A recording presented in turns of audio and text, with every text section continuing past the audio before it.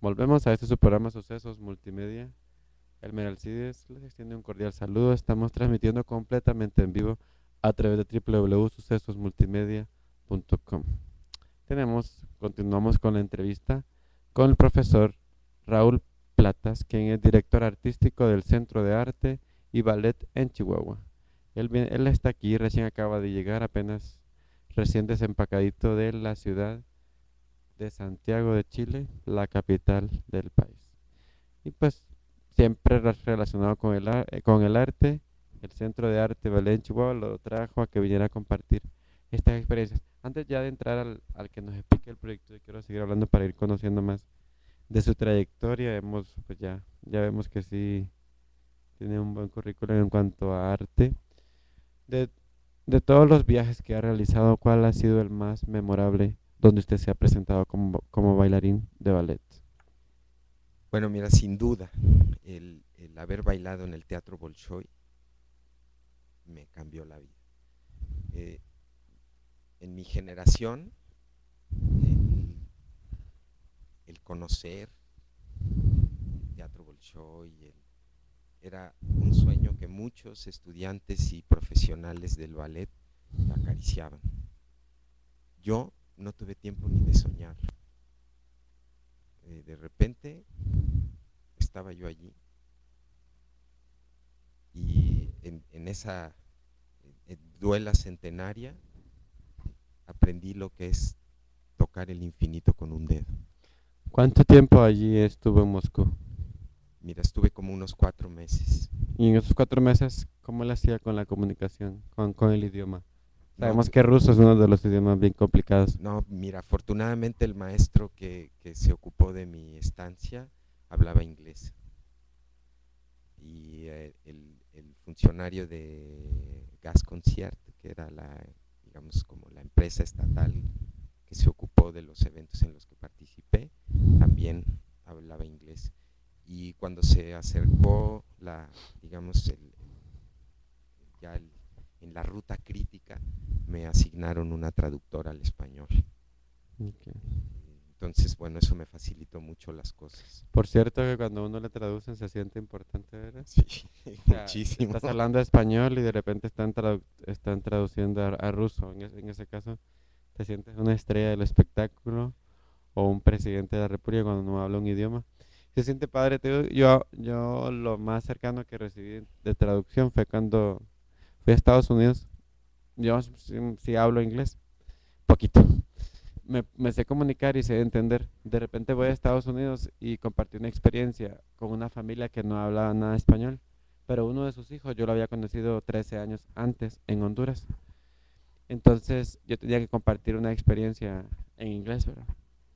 De repente empecé a hablar en Spanglish y sí, pero como que de repente me desesperé en no hablarlo con fluidez así muy bien. Entonces le digo, mejor tradúceme tú. Yo cuento la historia y tengo paciencia porque nunca lo he hecho. Entonces empecé a compartir yo la historia de mi vida, algunos eventos que habían pasado en mi vida en español y él empezó a traducir. Y entonces él me dijo, espérese, tiene que hacer una pausa porque tengo que traducir. Y usted siente que voy traduciendo, ¿cómo se dice? Simultáneamente. Traducción simultánea. Yo, no, tiene que esperarse y luego darme chance porque yo necesito traducir lo que usted dice porque mi familia no entiende nada. Y fue una experiencia así. Claro, como ya más o menos entendía lo que él estaba traduciendo, cuando él estaba diciendo, yo estaba poniendo atención. Ah, sí, sí, sí, eso fue lo que dije. Sí, sí, sí lo tradujo bien. Pero de repente yo no sabía cómo explicarlo, ¿no? Y Bueno, esto es cultura, definitivamente. mira, a mí me pasó una cosa curiosa. Y cuando llegó la delegación cubana, tuve que prestar a mi traductor, a mi traductora, Okay. porque llegó el maestro Fernando Alonso con ellos. Entonces, bueno, dije, bueno, al maestro Fernando Alonso sí le presto mi traductora. Y yo tuve que ir a hacer una gestión a la Embajada de México. Yo no había estado en la Embajada de México y me perdí. Y empecé a preguntar y en ruso, Pero ya con hablabas, una guía de pero ya conversación. hablabas inglés, ¿no? Sí, pero la gente en la época soviética no hablaba inglés. Si no es pero como ahora es una segunda lengua ya en esos países. y mira, en mi desesperación, a un hombre que me encontré tomando el aire fresco en el porche de su casa, le pregunté, ¿verdad que hablas español? Le dije. Y me miró y me dijo, ¿cómo supo? Increíble, fue como un milagro. ¿Era Y latino o era ruso? no, él me explicó que el español era una de las lenguas extranjeras favoritas y que cuando estaban en la escuela media tenían como obligación aprender dos Lengua. lenguas extranjeras. Entonces él había escogido español y lo hablaba muy bien.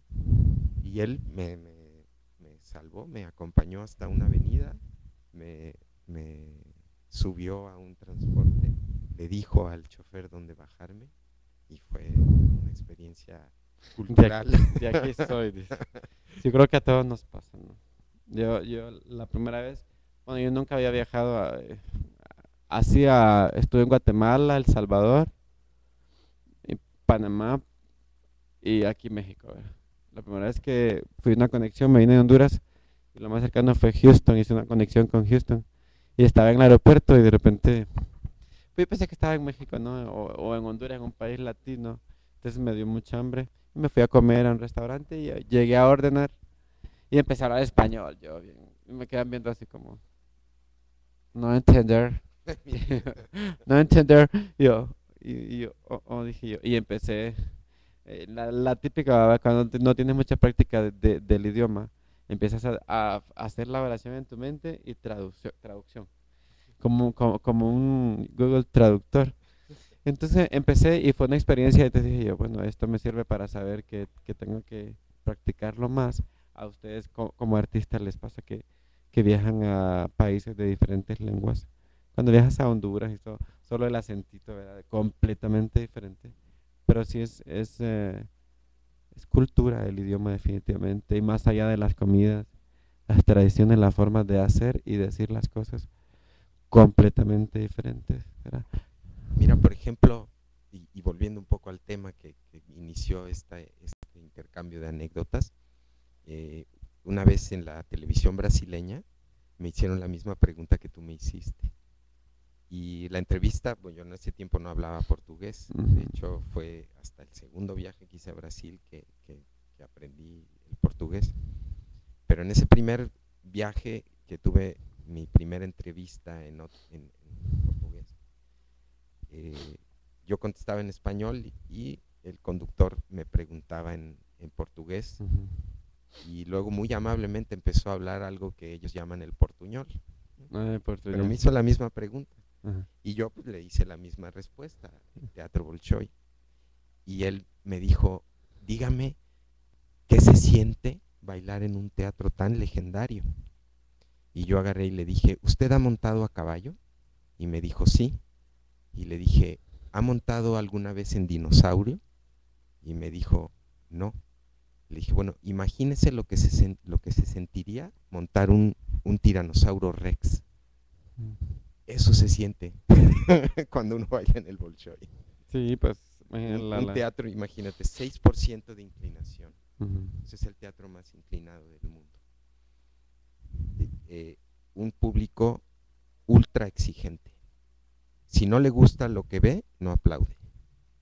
Entonces yo tenía terror de que ese público se quedara cruzado de brazos cuando yo bailaba. ¿Con cuántos bailarines en escenario? Mira, teníamos, a mí me tocó una, dos, tres, la cuarta función de 6 funciones. Eh, yo era el segundo participante y cerraba el programa. La primera participante era de Turquía, después bailé yo un fragmento de Chopiniana o Un las solo, Sílfides, un como solo solista. como solista. Después bailó una pareja de Hungría, luego una pareja formada por una bailarina rusa y un bailarín norteamericano de Estados Unidos. Luego bailaba la bailarina turca de nuevo, y yo cerraba la función con la variación de Don Quijote, del último acto de Don Quijote. A través de sus años de experiencia, ¿dónde considera usted, teniendo en cuenta que los caribeños, los cubanos bailan de todo, ¿verdad? Eso, póngalos a bailar desde reggaetón hasta ballet clásico y con danza y bailan de todo. ¿Dónde ve usted más potencial de bailarines como en qué país?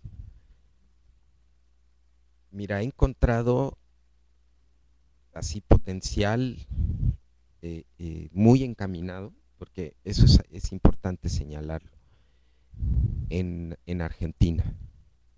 En Argentina levantas una piedra y te encuentras un futbolista bailarín o un bailarín futbolista. Eso es impresionante. Ahora, potencial no encaminado, no. Novatos.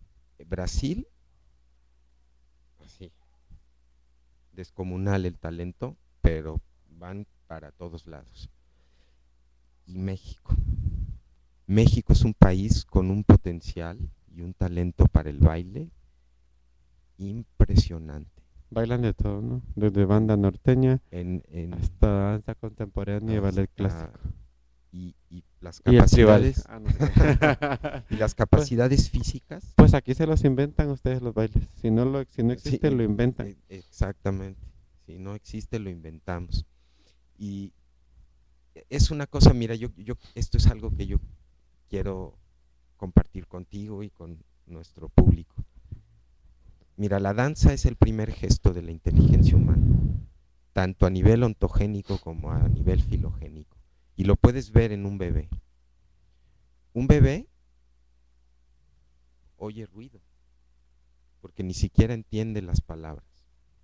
Su universo sonoro es ruido. Y de repente un día escucha que en ese ruido que está oyendo hay un patrón.